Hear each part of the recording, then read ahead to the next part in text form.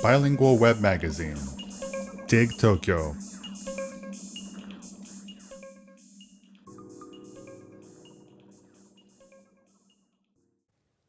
One. Hashtag Australia bushfires. When extreme weather becomes the norm.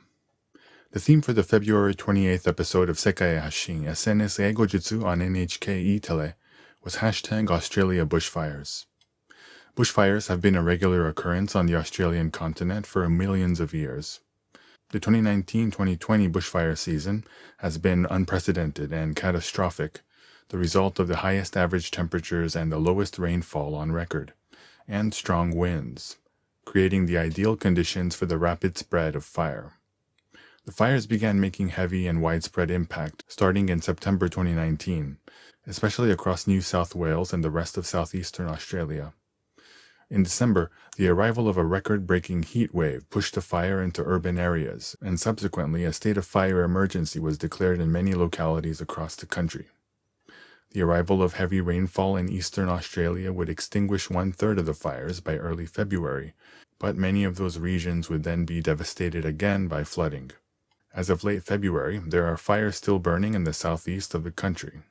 To date, fires this season have burned over 10 million hectares of land, a size larger than that of the Japanese island of Hokkaido, destroyed over 3,000 homes, taken the lives of at least 34 people, and killed an estimated 1 billion animals. Australian Prime Minister Scott Morrison has been widely criticized for his lack of leadership over the past months. Morrison is a defender of the coal industry and has downplayed the effects of global warming in the past.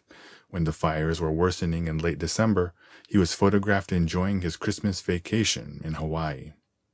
Faced with the possibility of next year's summer bushfire season being just as bad, if not worse than this one, he has finally announced that the government will hold a national inquiry into the bushfire season. But his government continues to be criticized for its stance, which seems to be to batten down the hatches for more extreme weather, rather than take measures to curb global warming or prevent the rapid spread of fires in the future. Morrison's policy appears to be to adapt, rather than do battle with climate change. Certainly, the devastating bushfires have been exacerbated by global warming, and the losses have not only been quantitative, land area, houses, people, and animals, but qualitative, forcing Australians to imagine a new way of life, a new relationship with their environment. Australian summers have always been known for scorching hot weather, but they are also the time for Barbies, spending time at the beach, taking in the sunset, and generally enjoying the outdoors. But this season's bushfires have turned the landscape into a kind of hell on earth, something that evokes sci-fi films like Mad Max. Australians are famous for their friendly demeanor and easygoing outlook on life, but this bushfire season has traumatized the entire nation. No longer is climate change a far-off projection to panic about or ignore. It has already arrived at our doorstep and is demanding our attention. In recent years, wildfires in California have similarly been worsening, while Japan has been repeatedly hit by damaging typhoons. Other parts of the world are having to deal with floods and heat waves. It seems that extreme weather has become the new normal. In this column, I will write about Australia in English and what it says about the Australian identity.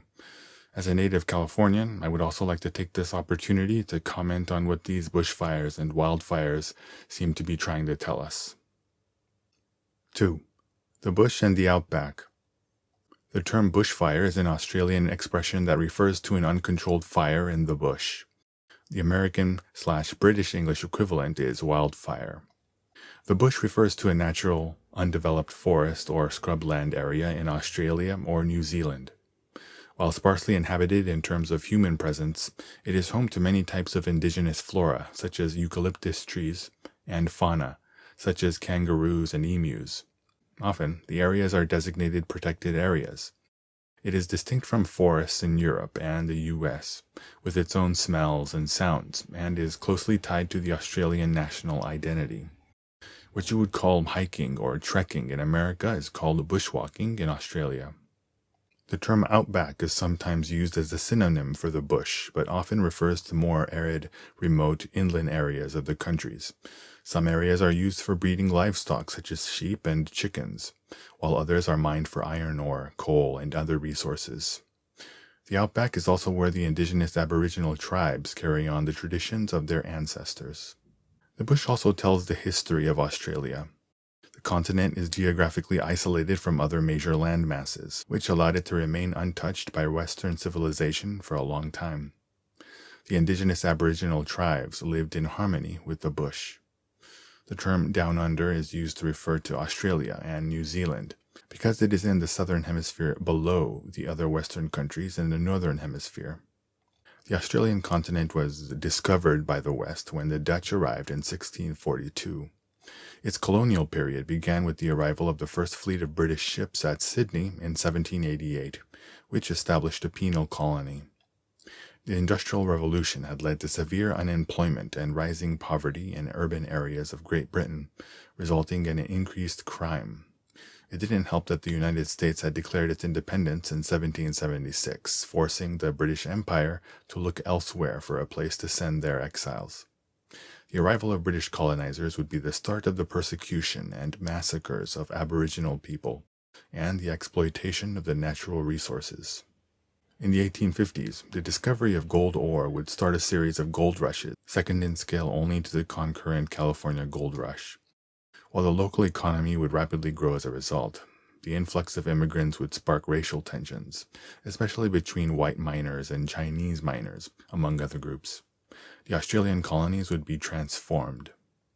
While the indigenous Aboriginal tribes lived in harmony with the bush, the Western colonizers had an antagonistic relationship with it. For them, the bush was home to unfamiliar and unknown dangers, and their attempts to control it would come to define the Australian identity. Specifically, the male Crocodile Dundee stereotype of the rough, gruff adventurer/survivalist. 3. What Australian English reveals about the Australian identity. Australian English is based on British English.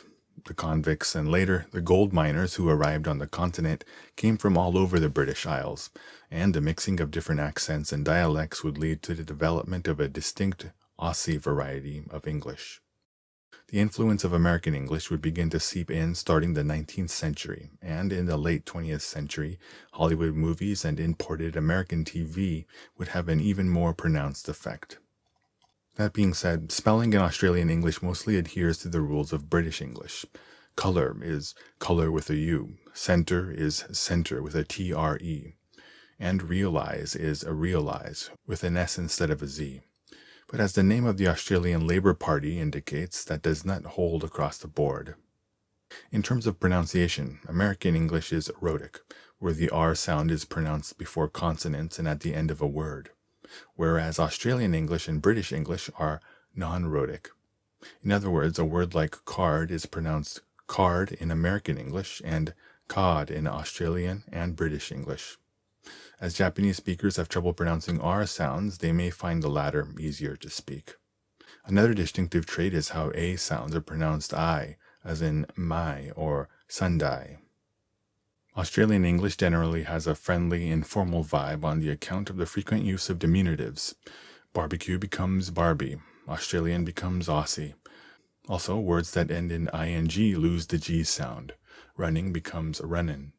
Singing becomes singin'. In terms of vocabulary, Australian English mixes British words and American words. They say aluminium instead of aluminum, and petrol instead of gasoline. Meanwhile, they say soccer, not football, and usually pants, not trousers. Australian football is its own distinct sport, very physical, very competitive. The language also has many words that are distinct to Australia, such as the aforementioned bushfire and esky, what Australians call portable coolers. Many words are derived from Aboriginal languages, such as kangaroo and boomerang.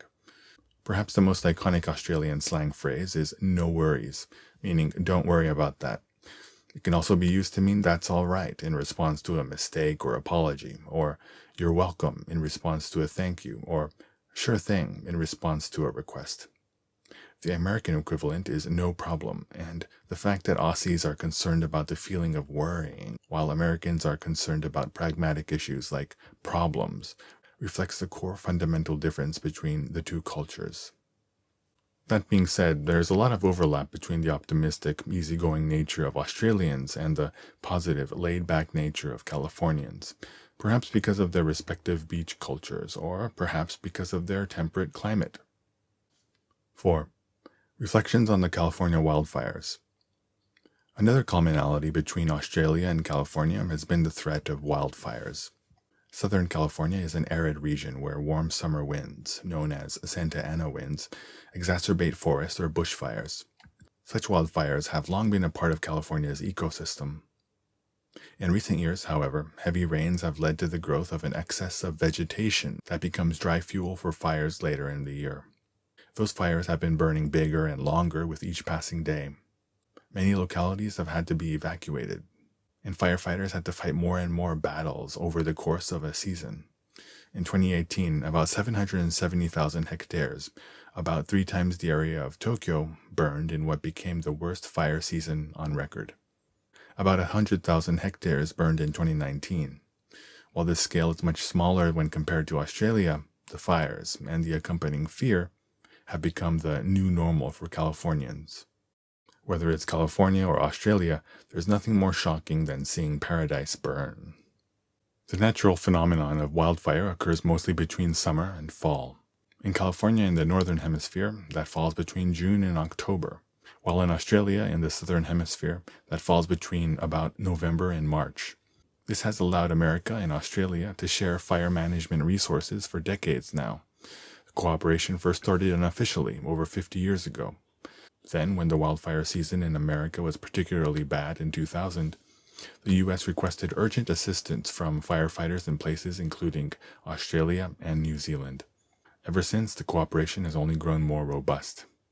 Several years ago, the U.S. enacted a wildland fire management agreement with the two countries to facilitate the sharing of firefighting resources. In 2018, 138 Australians and New Zealanders were deployed to the U.S. to help with the wildfires. This time, in return, more than 100 American firefighting personnel traveled to Australia to help with the bushfires. They were met with a standing ovation at Sydney Airport.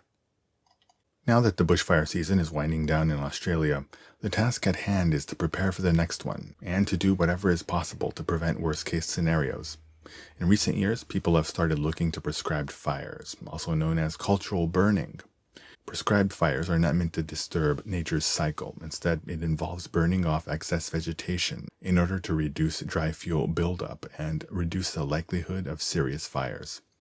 Indigenous peoples in both Australia and Northern America have historically used cultural burning in order to minimize damage from wildfire.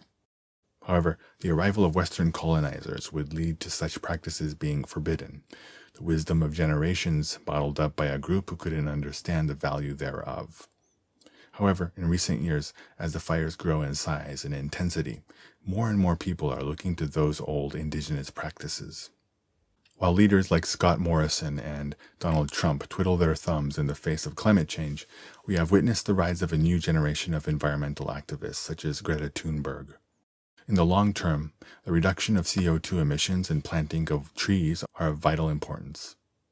However, if we are to truly face the threat of bushfires and wildfires, it is imperative that we do more than take countermeasures. We must reassess the very relationship with nature. One of the keys will be how we apply the wisdom of indigenous peoples.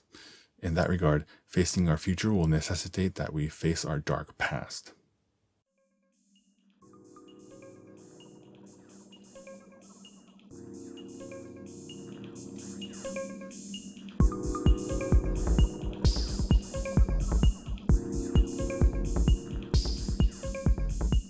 www.digtokyo.jp